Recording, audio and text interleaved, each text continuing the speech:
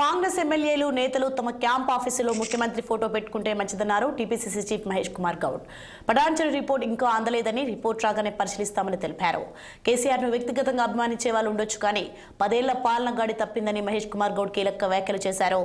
Local ఎన్నికలకు ఎప్పుడు పోవాలో cabinet నిర్ణయిస్తుందన్న Mahesh Kumar Goud మావోయిస్టులు జన స్రవంతిలో కలవాలని సూచించారు.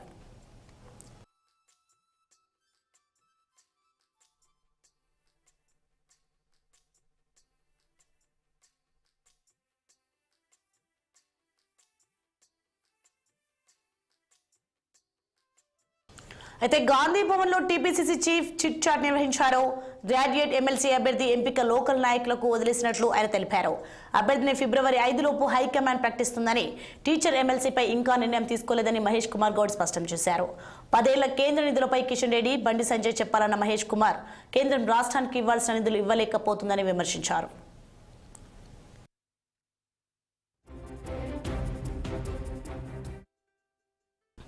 బీజేపీ బీఆర్ఎస్ కుల సర్వేను అడ్డుకున్నప్పటికీ పూర్తి చేశామన్నారు. దీనిపై ఉత్తమ్ కుమార్ రెడ్డి ఆధ్వర్యంలో కేబినెట్ సబ్ కమిటీ ఫిబ్రవరి 4న రిపోర్ట్ ఇస్తుందని తెలిపారు. అదేవిధంగా వచ్చే నెల 5న ఉపసంఘం కేబినెట్ కి నివేదిక ఇస్తుందని పేర్కొన్నారు. ఫిబ్రవరి 2వ వారంలో సూర్యాపేట జిల్లాలో రాహుల్ గాంధీతో సభ ఉంటుందని వెల్లడించారు మహేష్ కుమార్ గౌడ్. దేశంలోని అన్ని కుల మతాలకు సరైన ఫలాలు అందాలన్న గాంధీజీ కలలను రాహుల్ ముందుకు తీసుకెళ్తున్నట్లు టీపీసీసీ చీఫ్ వివరించారు.